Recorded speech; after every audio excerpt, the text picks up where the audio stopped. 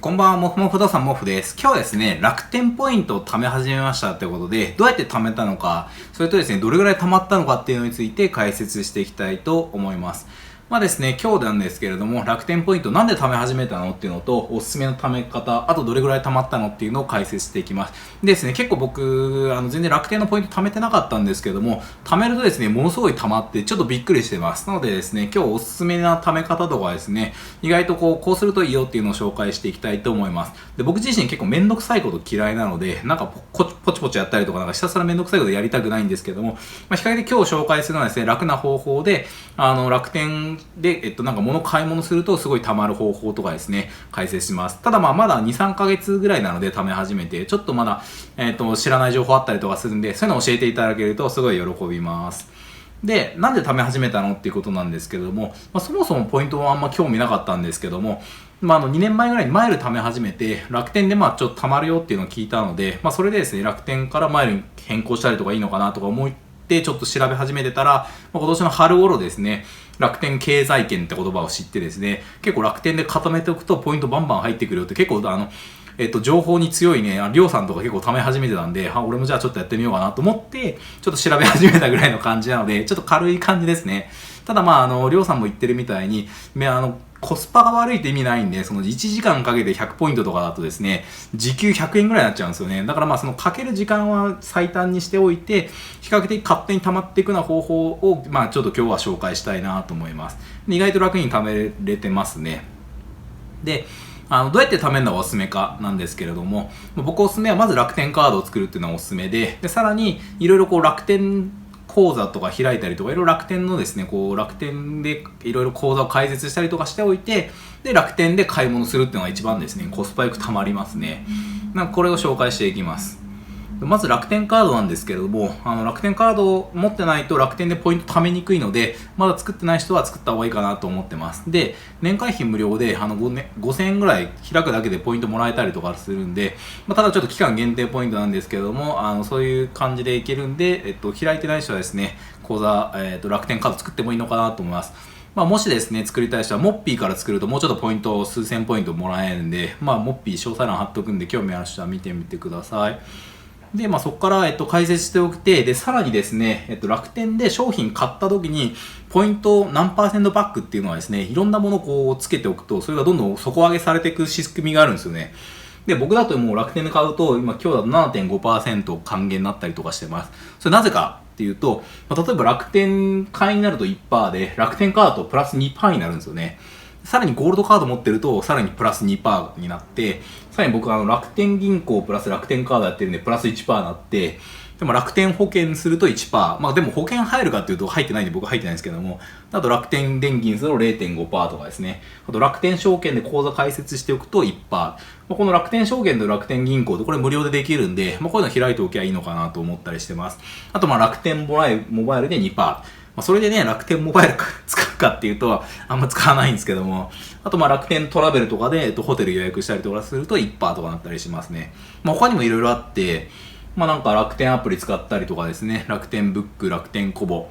さらに楽天ブランアベニュー、楽天 TV、楽天ビューティーとか、あとビッセル神戸とか買ったりすると 1% とかですね。そういう風にですね、いろんなものがあって、さっきの 7% とか 8% とか、もっとやっていくと 9%、10%、11% とか上がっていくっていうのがあるんで、もしですね、楽天で買い物するとしたら、この辺、いろいろ口座とか、ただで買えるものをやっておけば、かなりポイントが一気に溜まりやすくなるような底上げされますね。で、ちょっと注意点なんですけども、これ僕もですね、知らなかったんで、知らない人も結構いると思うんで注意してください。僕は後から知りました。で、まず、期間限定ポイントなんですよね。で、期間限定ポイントとは何ぞやってことなんですけども、ずっと持っておかないで、1ヶ月後とかね、2ヶ月後ぐらいに消滅しちゃうんですよね。で、期限があるポイントなんですよね。だからずっと貯めておくポイントではないっていうのがあるので、注意必要ですと。さらに、そういったこともあって、ポイント欲しさにですね、無駄な、ものに加入したら、本末転倒なので注意しましょうと。で、さらにこれもびっくりしたんですけども、ポイントの、獲得の上限がありますと。例えば楽天証券で口座開設して1%プラスっていうのもですね、上限が5000ポイントまでしか入らないとか、なんか何ポイントまでで上限があるんで、そこも細かく決まってるんですね。注意してみてください。ちょっと調べてみると出るんで、今日はですね、概要しか紹介してないんですけども、さらに、ポイントの、使用するポイントも上限があって、1ヶ月に何ポイントまでしか使えませんよとかってあったりするので、そういう風に、もし高額なね、お金、例えばロレックス100万の時計買うよとかなって、12%だとか言って、やっても実はですね、上限に引っかかって12%も増えなかったりとかするんで、ちょっとそこはですね、注意してみてください。しかも、もらったとしても期間限定ポイントなので、すぐ、どっか消えなくなるような感じになるんで、だったら期間限定ポイントの効果的な使い方も紹介しますけども、注意点としては必要ですと。で、そこまで、ベースしておいたら、あとはですね、楽天で物を買ったりすると、ポイントが一気にバーンと溜まるみたいな風になるので、結構おすすめですね。で、どうやって買うか、これもですね、いろいろあると思うんですけども、僕がやってる方法としては、まず楽天スーパーセールっていう年4回あるんですよね。その時にポイントが一気にもらえたりとか、ポイントがいつもより多くなったりするので、それをうまく活用しますと。でさらに、お買い物マラソンっていうのがあって、ショップ、いろんなお店で買ったりすると、1店舗増えるごとに 1% 増えるんですよね。1000円以上の買い物すると 1% 増えていくんで、例えば1店舗目で1個買うと、プラス 1% になって、2店舗目でもう1個なんか買うと、プラス 2% とかなるんで、どんどんですね、ポイントが増えていって、最大10店舗で買うと 10% まで増えるんで、ものすごいインパクトでかいですね。ただこれも期間限定ポイントで上限があるんでですね、そこに引っかからないように注意が必要っす。で、そういうものを駆使していくと、Amazon より結構安くなったりする場合があるんで、安くなるというか、ポイント還元含めて送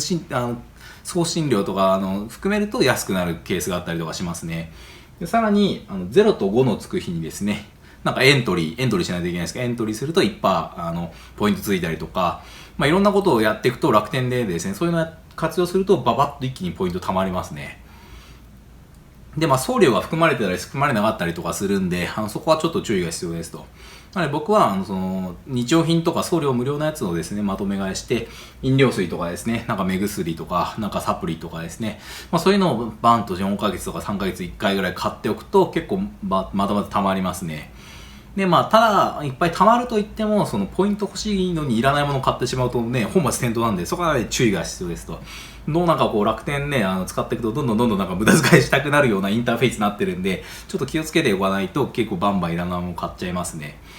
なので、自分自身どうやってるかっていうと、一応 Amazon と楽天メインにしておいて、Amazon と楽天見て、ポイント含めて送料とかひっくるめてどっちがお得かっていうんで買ってますね。で楽天でやる場合は SPG カードを使って、Amazon でやる場合は SPG カードを使って、楽天でやる場合は楽天カードを使うみたいな感じで、使い分けたりとかしてますね。そういう風にして、最安値っていうか、ポイントを含めてどっちがトータルで安くなるかっていうのを結構見たりしてます。で、期間限定ポイントいっぱいもらってもですね、もうそんなん使えないよっていう人も結構いらっしゃると思うんで、どうやってですね、楽天のですね、その期間限定ポイント使うかっていうのを解説します。で、ガンガン溜まっていく場合もあるので、そういった時に、まず楽天とかで使えるんで、ただ楽天でですね、ポイント使うとですね、そのポイントバックのやつが返ってこなくなるんで、あんまりね、楽天で楽天ポイント使うのはですね、おすすめはできないかなと思ってます。もったいないかなって。で、おすすめはですね、例えば楽天電気とかでポイントでですね、電気代払ったりとか、あと楽天証券でポイントで投資したりとかできますね。あと、楽天トレベルとかでホテルの予約とか、できるので、その感じで期間限定ポイントを、こういうのを有効活用するっていうのは結構やったりしてます。さらに、コンビニで楽天ペイっていうのがですね、ファミマとかで使えたりするんで、バーコード決済のやつですね。それ入れると、普通にコンビニ日頃の買い物とかも、その期間限定ポイントから使うとか設定できるんで、そうするとですね、結構期間限定ポイント使いやすくなったり、松屋とかでも使えますね。なので、そういう食費とかにですね、楽天ポイントが僕の場合変わったりとかしてますね。松屋でね、カルビ、大盛りって、カルビダブル定食食ったりとかしてますよ。で、実際ね、どれくらい溜まったのかっていうと、この、1年間ずっと、10年分ちょっと出してるんですけども、大体ね、2万とか1万とか、使ってないと全然使わなくって、なんか大きなもの買い物するときに、楽天ポイント使った方がちょっと得かなっていう時ぐらいちょっと使ってたんですけども、今年になって一気に跳ね上がってますね。もう8万ポイントぐらいいってますね。で、これ結構楽天で今までAmazon とかで使ってたやつをこっち楽天に移したような感じなので、そうするとですね、いろいろ楽天ポイントが貯まると。僕自身いろいろ不動産投資とかやってるんで、いろいろこう買ったりするものもあったりとかするので、そういうものを楽天で揃えていったりとかすると意外と貯まったりすると。で、実際どれぐらい使ったかってざっくりカードのやつ見たんですけども、今年65万ぐらい使ってましたね。なので、65万ぐらい使って、18万ポイントぐらい返ってきてるんで、だいたい 12% ぐらいにポイントバックされてます。かなりですね、ポイントバック大きいかなと思います。普通にね、クレジットカードで、何も考えずにやると、65万なので、6500ポイントぐらいしか貯まらないですよね。カード 1% 還元だとすると。そう考えると結構ポイントの威力でかいのかなと思ってます。もちろんね、Amazon よりちょっと割高なやつとかあったりするので、ポイント還元含めて、こっちの方が得だよってやつは買っていくとこうなりましたっていう結果ですね。ってことで、まとめると、楽天のですね、ポイント貯め始めて、まだたった2、3ヶ月ぐらいなんですけど、勉強し始めて、今はこれが一番いいかなと思ってるんですけども、もっといいなったらぜひ教えてください。コメント欄お待ちしてます。で、比較的、やっぱ楽天って買い物、ベースポイント上げておいて、貯まるときにですね、楽天使うのがいいのかなっていうふうに、今いろいろ調べてみて思ってますね。で、それを実行してますと。でコンビニとかで買うときとかに楽天カード出したりすると1% 貯まったりするらしいんですけど 0.5% とか。でもね、100円のもの買って 0.1 ポイントとかね、その1ポイントとかもらったところでどうなんだっていうんで、あんまりコンビニとかでペッペ出してちょこちょこ貯めたりはしてないですね。それは日頃めんどくさいっていうふうに思っちゃうので、買い物するときに、大きな買い物するときにちょっと見るところで1万円ぐらい安くなったりする。それだとコスパいいかなっていうふうに思ったりしてますね。なので、そういうふうに、楽天をうまく活用することで、意外と溜まってきたよっていうのを、解説しました。はい、最後までご視聴ありがとうございました。もし面白かったらですね、高評価いただければ嬉しいです。でこのチャンネルはですね、不動産投資とか株式投資とかですね、役立つ情報をずっと発信していってるんで、引き続きですね、応援してくださる方はぜひですね、チャンネル登録お願いします。あと Twitter ですね、有益な情報を発信しているので、よかったらフォローしてください。あと LINE アットですね、不動産投資のチェックリストとか、有益な情報を発信しているので、まだ登録してない方はぜひ登録してみてください。どうもありがとうございました。